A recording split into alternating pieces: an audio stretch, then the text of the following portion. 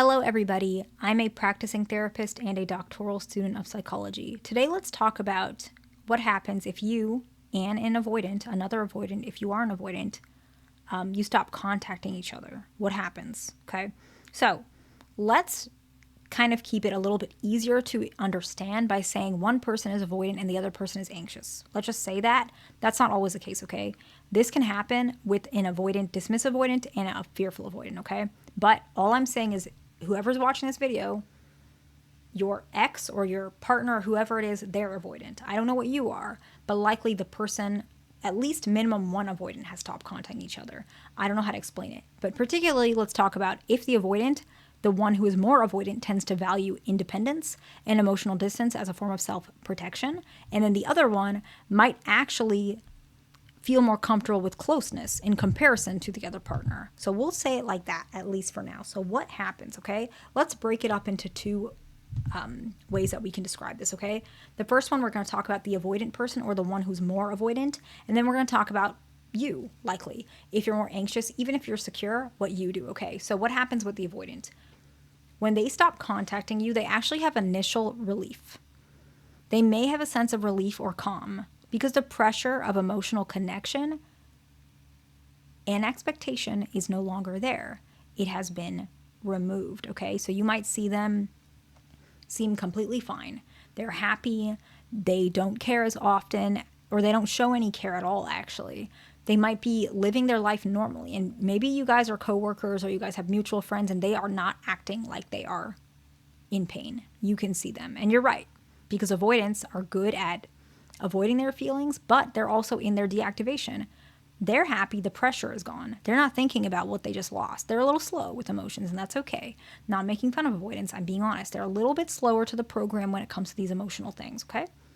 They don't realize what's about to come next, okay? Whereas for you, you're in this exact same time frame. Let's say they're feeling the initial relief, and then you're feeling distress. Okay, so two different things. And I'll summarize it to which it's separate, but I think I've decided I'm just going to talk about it one after another. You're feeling distress, okay? The silence can be very unbearable, especially if you're anxious. Your nervous system may actually interpret this as rejection or abandonment, especially if you're seeing them be completely fine. So basically, they're feeling fine, looks like it, and then you're feeling not fine, okay? So now it looks like you care more. Let's move on to the next stage, okay? The next one is that they, the avoidant or the more avoidant person, they're in denial. They're rationalizing. They're saying it's for the best, or it's good that the relationship didn't work out. They may tell themselves, I know that this would have never worked anyway, so this is better. They're lying to themselves. Sometimes it's truly that they're lying, okay? Whereas for you, you might replay those interactions. You might wonder what you did wrong, how to fix it. I wish that we could be together. I don't understand why we can't make it work. Those are your thoughts, okay? This is happening at the same time typically. So now they're saying it's for the best. Even if you have a little bit of communication, they're saying we shouldn't be in a relationship, right? We can be friends, but it didn't work when we were in a relationship.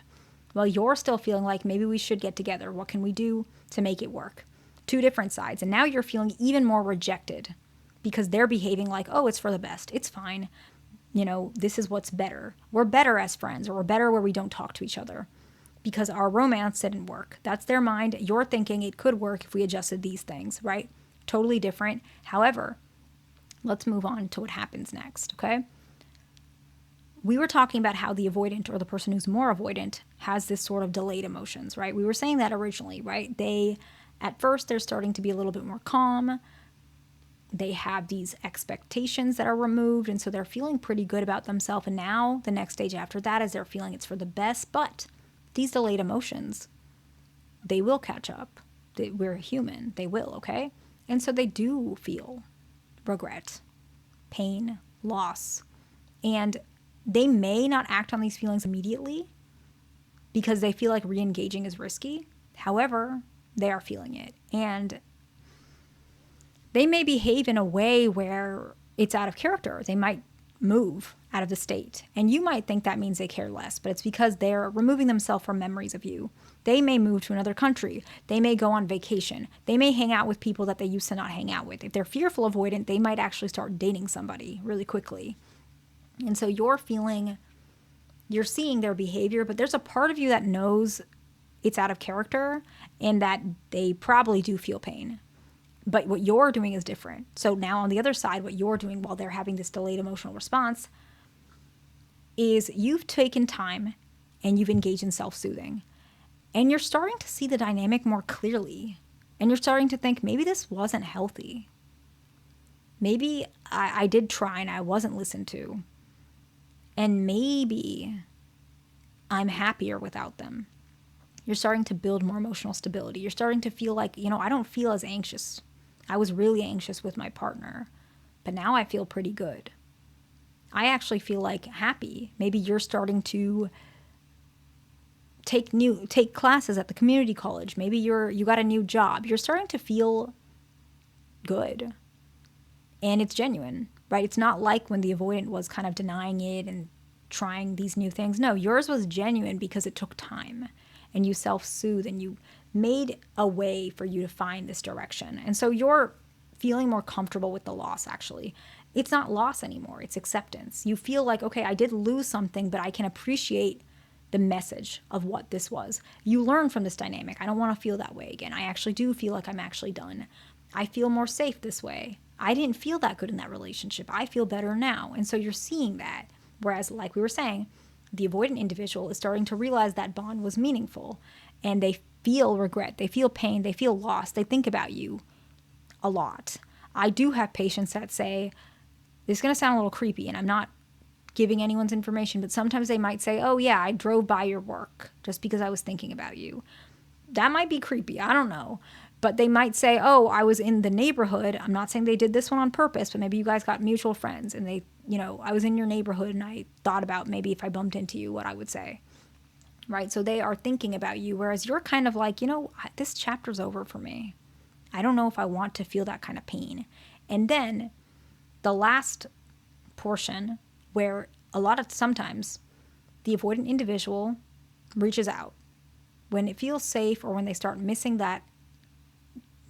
you and they start realizing I really can't be without you, but you start having growth opportunities. You start seeing more self-awareness and you're stronger with your boundaries and you've decided maybe you want to move on to somebody else. Like, I don't know what your situation is, but you are kind of not really for the program anymore with this relationship. Whereas the avoidant is saying, I want to get back together. This is pretty common, and to which you could re-engage if you'd like to, because they are genuine. But you also might want something else, and that's okay. And so this is what happens when you both stop contacting each other. So let's summarize it, and then we'll wrap it up.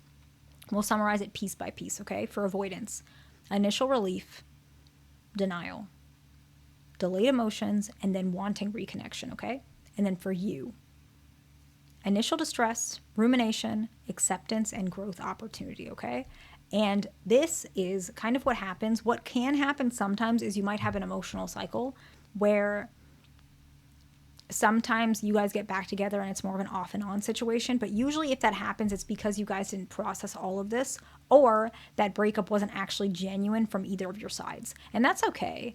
But understand that this is just a blueprint of what I see. And this is probably the most common way of what happens when an avoidant and you stop contacting each other. I hope this video is helpful to somebody. Please like, subscribe. I will see you in the next one.